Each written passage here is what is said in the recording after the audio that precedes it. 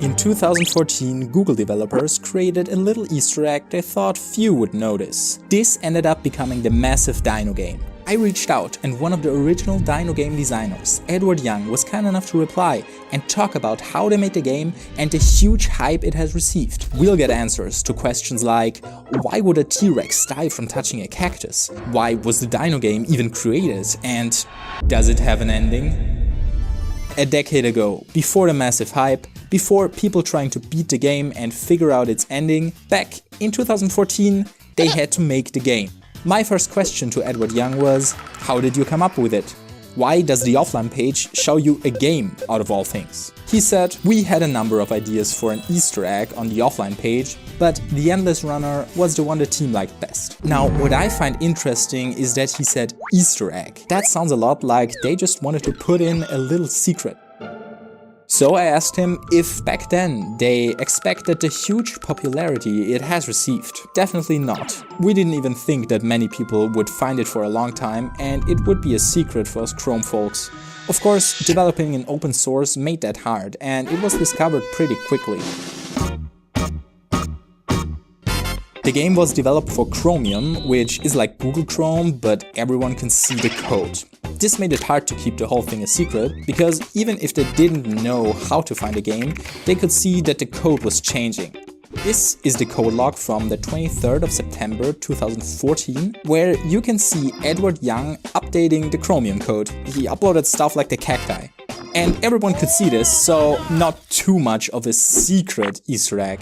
It quickly became a small topic of discussion, but I don't think that back then anyone would have dreamt that people would later on build robots to automate the game and try to get to the ending.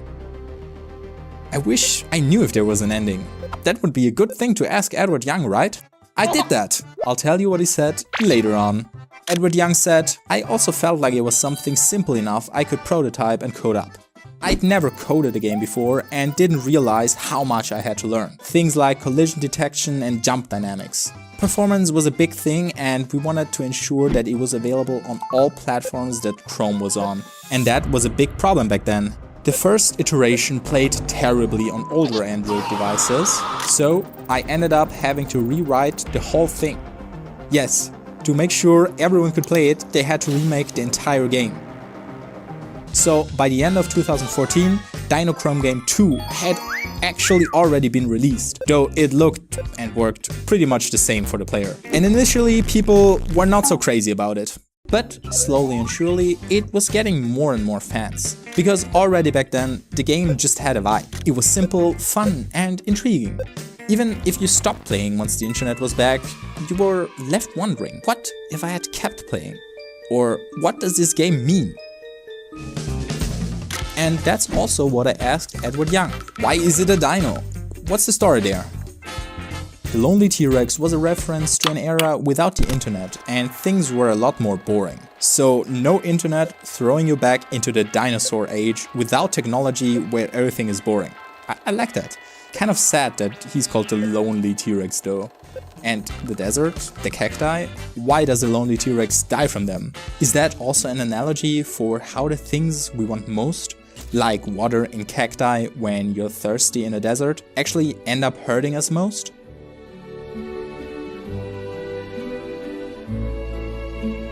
That was something Sebastian put in that context when he created the original Dino illustration for the offline page. Okay, apparently no deeper meaning. They just had the desert and cactus era graphics already and used them there. They continued working on the game, making small tweaks here and there. In 2015 they added Pterodactyl to the game, and in 2016 they added day and night.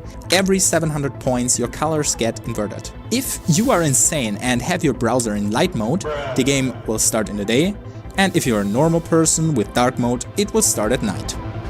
In 2017 the game was far from its peak in popularity, but a bunch of people already knew about it because they had, at one point or another, lost their connection.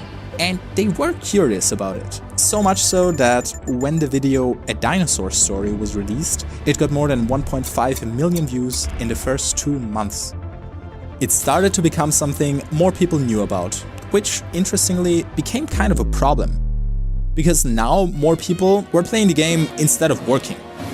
It got to a point where we had to give enterprise admins a way to disable the game because school kids and even adults who were supposed to be working really got into it.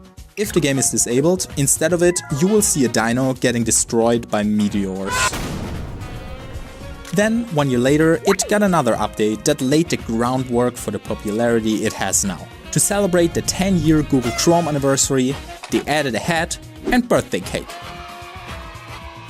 It gained more popularity and people started searching for it. Why? I think because it had something new.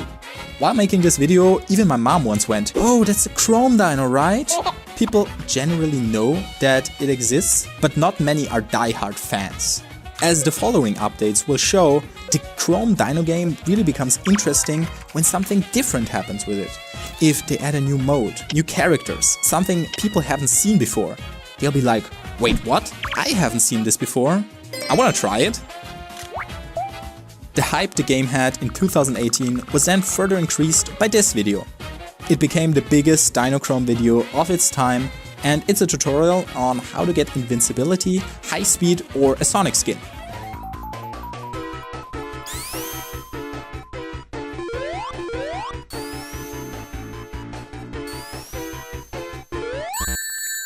And it sparked even more discussions. Just 14 days later, another big video about the Dino Chrome game was released. YouTuber CodeBullet made an AI that could play the game by itself. Each generation contains 500 players, each controlling a dinosaur. Classic genetic algorithm. So the players which do the best live on to reproduce, and the same thing for the next generations, and rinse and repeat until you have a bloody beast. So this is like 6 minutes in, and the game is already moving at ridiculous speeds. And that brought up a new question. If you could make a perfect AI that could play the game forever, what would happen? What? After this video, the game became more than something people just knew it existed. It became its own little phenomenon. People started talking about it, making content on it. We all know and love the Dino game! The dinosaur game. Everyone knows it. Some people tried to beat it, like in this stream where someone had a bot try to beat the game, or here where someone made an Arduino-based robot to try to automate the game. People added ray tracing to it, put it into Minecraft, made it better. Someone made it in Unreal Engine to make it look pretty. The next year someone made dino swords where you can collect weapons. And then someone made a version and used it for political satire. Reddit user Maximus published a satirical version of the Dino Chrome game with the Indian Prime Minister as the lonely T-Rex. Instead of cacti, he jumps over the media and lawmakers. People loved Maximus for it, and the Reddit post got 10,000 upvotes. And at that point, Microsoft Edge was like, okay, maybe it's a cool idea to have something like this. So they made their own offline Easter egg called Surf, where you're a surfer. But it was a bit too late to compete with the Chrome Dino, because by July 2021, someone had already built a statue for it in Armenia. Then it was featured in the new Simpsons season's intro.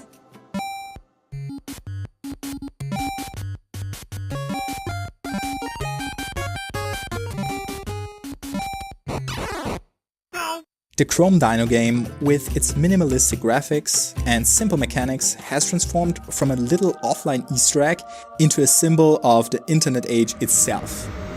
We have now learned about the development of the game, its history and where it stands now. That only leaves one open question, a question people have been asking for years. Some people think that, in truth, it's a love story about the lonely T-Rex running towards his girl. Some people think that in the end, he will get killed by a meteor. The ending, however, this is where it gets interesting. You can actually get to the ending. I did that.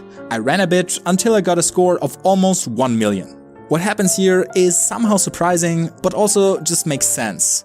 When I asked Edward Jung about the ending, he said, "Honestly, we always felt that your internet connection would come back within a few seconds or minutes and didn't expect users to try to beat the game.